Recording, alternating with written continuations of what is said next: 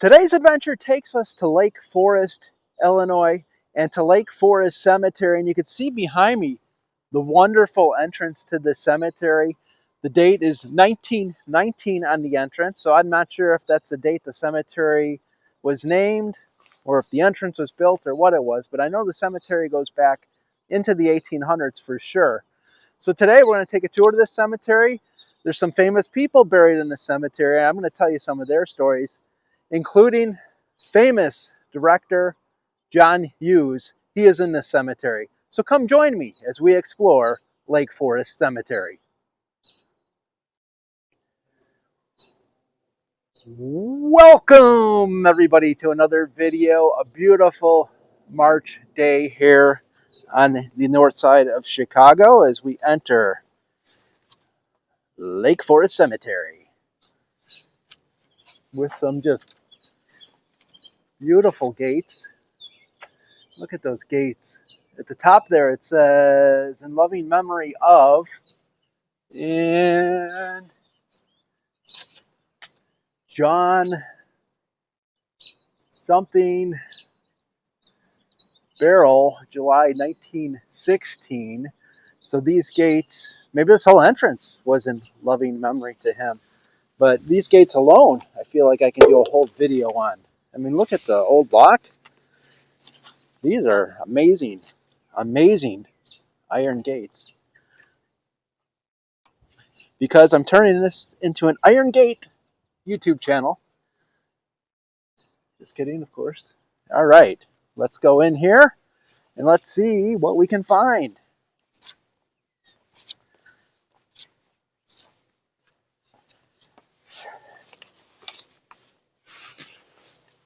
All right, gonna be honest, it's been a minute since I've gotten out to explore a cemetery. It's pretty cold this winter. It's kind of a miserable winter today. Beautiful day. It's supposed to be in the 70s, although I am right next to Lake Michigan, and I'll show you that in a little bit. And it's not in the 70s here. It's like 50. You get that wind off the lake. And you Chicagoans know you have a whole different climate near the lake than you do away from the lake. It could be a 20-degree temperature difference, and that's what we're seeing today. But let's see what we can find here. This is going to be a great walk today, guys. I could tell. I mean, everywhere I look, there's just some wonderful monuments. And this one in front of us is the first mausoleum we come to in the cemetery. Guth or Guth is the name.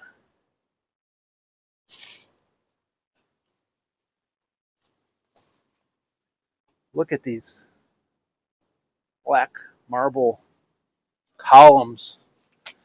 This is rather modern. Let's see if it's open here. Not open. You can see in there a little bit. A lot of cabinet space in there. That is for sure. For urns, it looks like. Not big enough for bodies. Just beautiful. We have 6, looks like 10 columns, if you count the ones that are in the back and the front. And on the back here, it says Frame is the name there. So it must be multiple families. Absolutely beautiful. And adjacent to that, we have a nice tall monument here, standing a good 25 to 30 feet tall for Durand.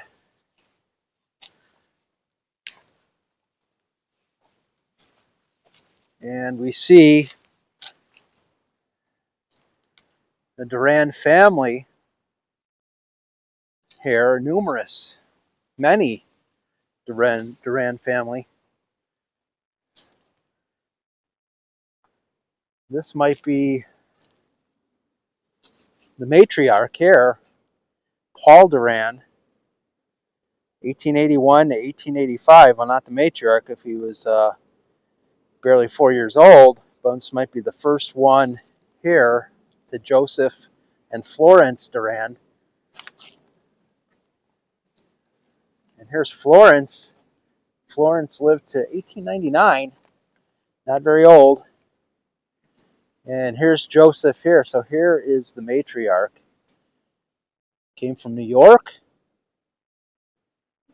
Looks like he might have died in Pine Point, Maine, but probably wanted to be buried here with his wife and his son.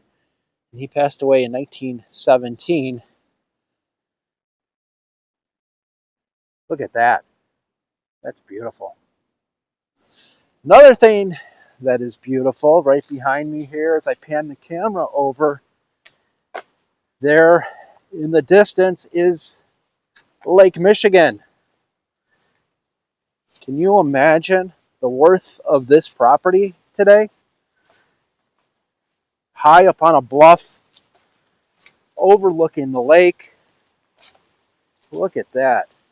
Man, that is incredible.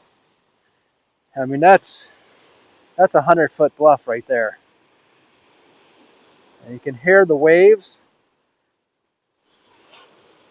of the lake. It is a very windy day here in Chicago. That is just beautiful. And we have the McDonald family here that will lay in eternal rest on top of this bluff, overlooking the beautiful lake. And this one says, in loving memory of James Reed, born in Scotland, 1812 to 1887, I shall be satisfied when awake with thy likeness. And here's the Reed one. We have Helen Reed and James McDonald.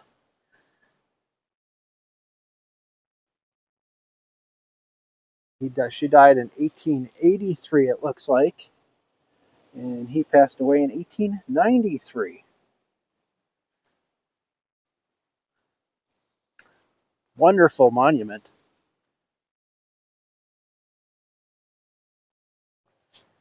All right, I do expect some wonderful monuments in this cemetery, and this first one here does not disappoint. Gregory Casati, 1958 to 1987, young person, not even 30, but look at that. What a beautiful monument. And on the side here it says Roland Casati. Is there anything on the back? Nothing on the back, but that is beautiful. It's as if the bird has cracked the stone and is almost like a phoenix coming out of the stone. And then we see Arlene Casati. I'm assuming probably Gregory's parents, and they probably planned on being buried here along with him.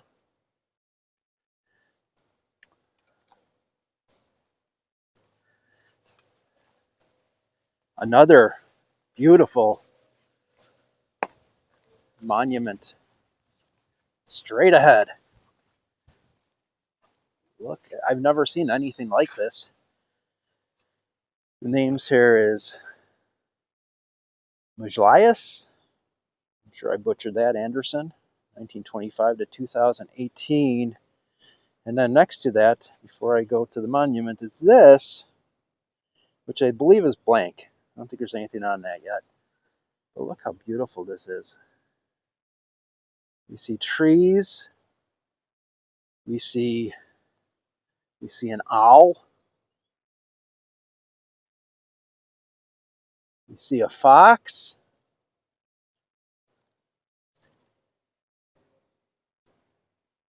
Some flowers down there. We have a bird. Almost looks like maybe a cardinal right there. What a beautiful monument to the Anderson family. That's just gorgeous. Okay, as we walk here, a little bit of a history on this cemetery. There are about 7,000 graves here. This is about 25 acres of land that was set aside in 1857 for this cemetery. It was originally mapped in 1860 using park-like aesthetics, such as meandering lanes, and using the natural topography. It was revised by William LeBaron-Jenny, the man who designed Graceland Cemetery. And if you know Chicago, you know Graceland Cemetery. And burials started here in 1882. Very interesting. The entrance gate was created in 1919, as we saw, in a Gothic revival style by James Roy Allen. Absolutely beautiful.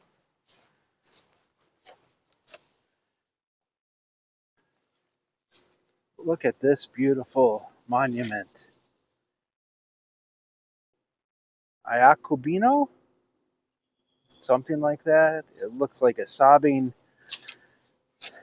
somebody sobbing over the grave. Wreath in hand. Doesn't look like an angel. I don't see wings. But here we have, this is neat, books. This is their lives, right? This is like the chapter in their lives. Books. That is really pretty neat.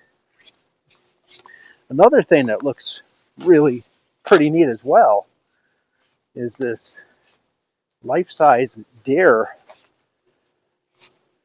that is straight ahead.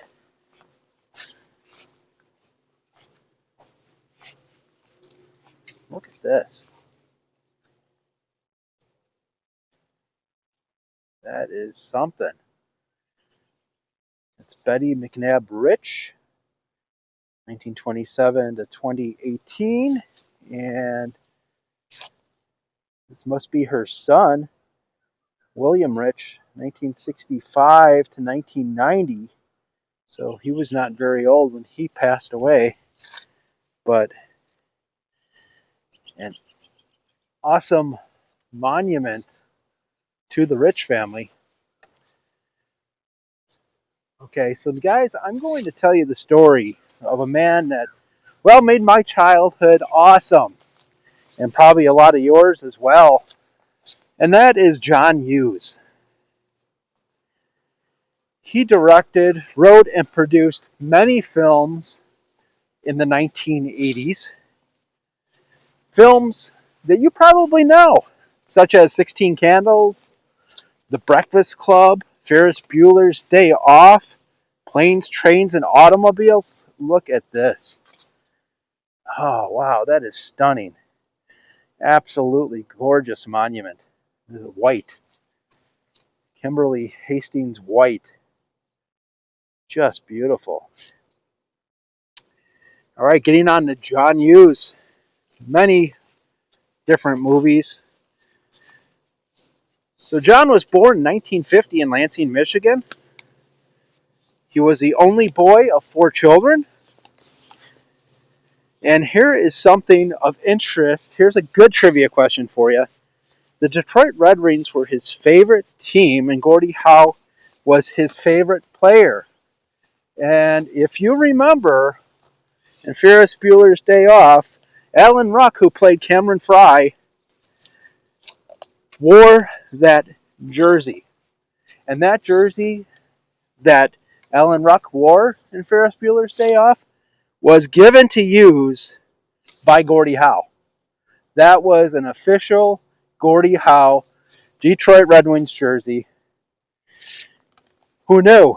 Well, now you know. There's a a good trivia for you. And here's the Hughes monument, his wife Nancy, and here's John Hughes right here, 1950 to 2009. Thank you, sir, for making my childhood awesome. Thank you. Just the movies he made were great. So when he was 13, he moved to Northbrook, attended Glenbrook North High School. He went to the University of Arizona, where he eventually dropped out. And after he dropped out, he began selling jokes to performers such as Rodney Dangerfield and Joan Rivers. He then made his way into the advertising business, which took him to New York quite often, where he was able to visit the offices of National Lampoon magazine, where he then became a regular contributor to the magazine. And that's where he wrote the screenplay for National Lampoon's Vacation. And we all remember that. Great movie with Chevy Chase. So his directorial debut was 16 Candles, which was a hit comedy about navigating teenage life. Remember that movie well. I was probably in my early teens at the time that movie came out, so it was perfect. Absolutely perfect. In 1994, he did retire from the public eye and moved back to the Chicago area.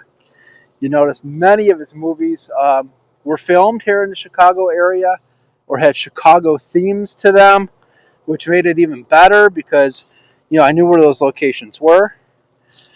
But, however, in the morning of August 6, 2009, while in New York visiting his son James and his new grandson, unfortunately, Mr. Hughes had a fatal heart attack walking near his hotel and passed away. But what a man. I mean, just the creativity he had, the comedy. Most of his movies, he had names like Molly Ringwald, Matthew Broderick, Judd Nelson, Ellie Sheedy, Anthony Michael Hall, and Macaulay Culkin. Macaulay was in the Home Alone movies. I mean, John Cryer, obviously, Breakfast Club. And so thank you, John Hughes, for making my childhood awesome.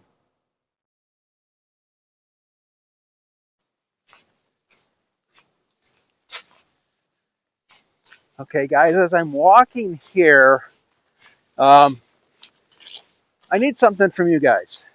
Let me know if you know of any abandoned or hidden cemeteries, or maybe cemeteries that are just kind of out of the way, or something interesting.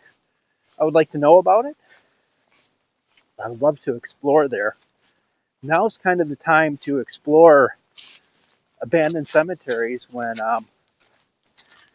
it's springtime and nothing's growing yet. So now's the perfect time to do it. So in the comments, if you know of any good cemeteries I should explore, please leave that. All right, as I do some spring cleanup here in the cemetery, I'm going to tell you about this family right here. More specifically, the man, Robert Elkinson Wood. Elkinton Wood. There's no S in it. His grave is right here. Elkinton Wood, 1879, 1969. So who's this guy, huh? Well, he was a graduate of West Point Military Academy, achieved the rank of Brigadier General in the U.S. Army, which in itself is quite an accomplishment, but not only that, in 1928 he became the president of a small little store you might have heard of, Sears Roebuck and Company. He retired in 1954, but remained a director until 1968. And another little company you might have heard of, he founded. That company is Allstate Insurance. So, sir, you're in good hands. Robert Elkinton Wood, 1879 to 1969. And this is where he lays, Lake Forest Cemetery. All right, as I'm departing the wood plot, I'm looking at this statue. Let's see what this is. It looks like this is also a family plot. We have old style tombstones.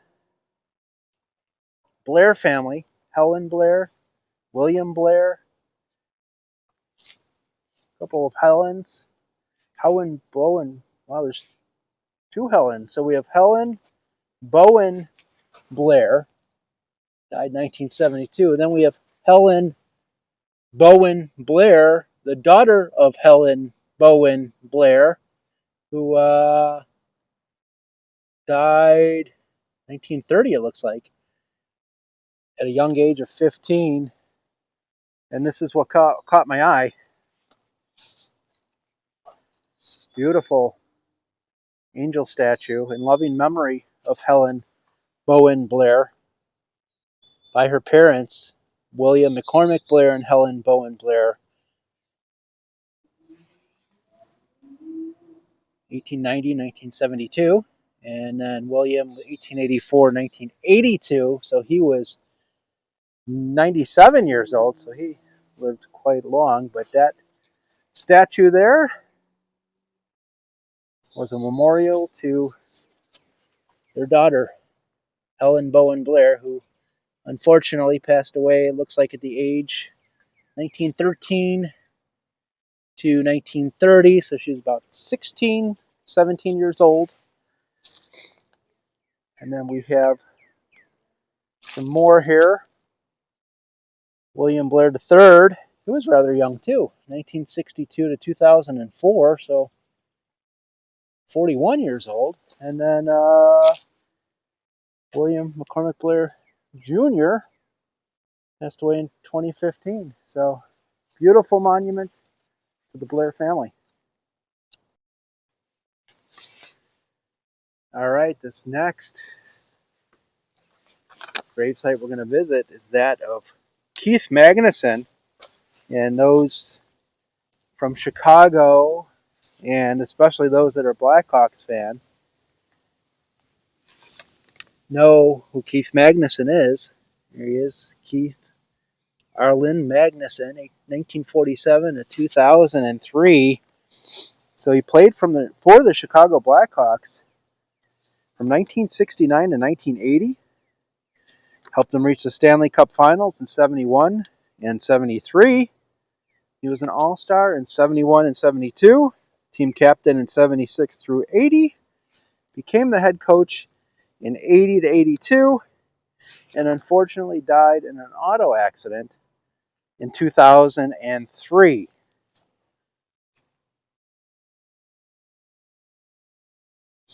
Thank you, Maggie. Watched you play a lot. Really enjoyed watching you play, and thank you for that. Excellent hockey player, gone too soon.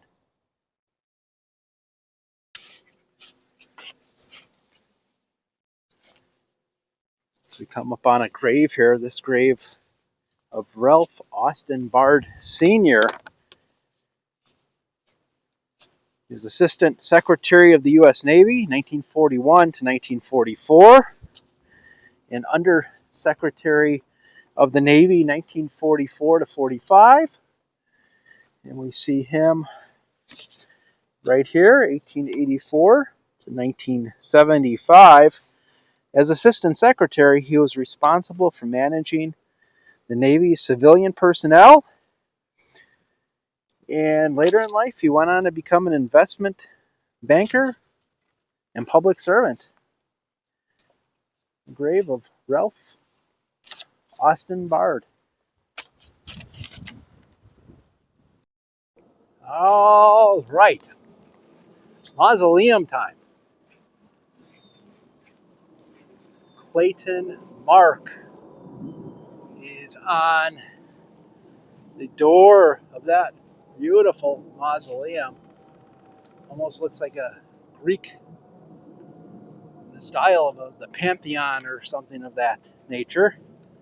Clayton Mark III, 1916. It's like his wife Nancy. Well, he was 1916, 1994. His wife Nancy, 1918 to 1995. And we'll assume there's room in there for more than just them.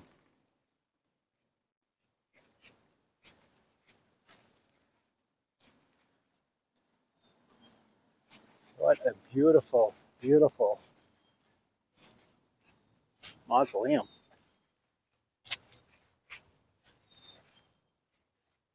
And speaking of another stunning monument, well, there's two of them I'm going to show you here. This is one of those cemeteries where it just doesn't end. Niblack is the name. Looks like a couch or bench. I'm guessing more than a couch. And this is Francesca Niblack, 1858 to 1939, and William Niblack, 1854 to 1920. But it doesn't end there, guys, because right behind it, look at this. Weston is the name on this. That is just a stunning, stunning depiction of, I believe it'd be Jesus. Look at that. Remarkable, remarkable. Arthur Walter Weston, 1914 to 2010. And then Dawn Thompson, 1919 to 2015. And here's, looks like grandson and son. So this must have been their grandson, 1973 to 2011. Wow, that is something. Wow, what a cemetery. Okay, everybody. That's going to wrap it up here from Lake Forest Cemetery. Thank you all so much for watching today. Okay, I'm going to say this was a good video. A lot of remarkable monuments. John Hughes, Keith Magnuson. I mean, the people in here, the monuments in here. What a wonderful walk today. Thank you for joining me today. And as always, until next time, that's right, keep exploring.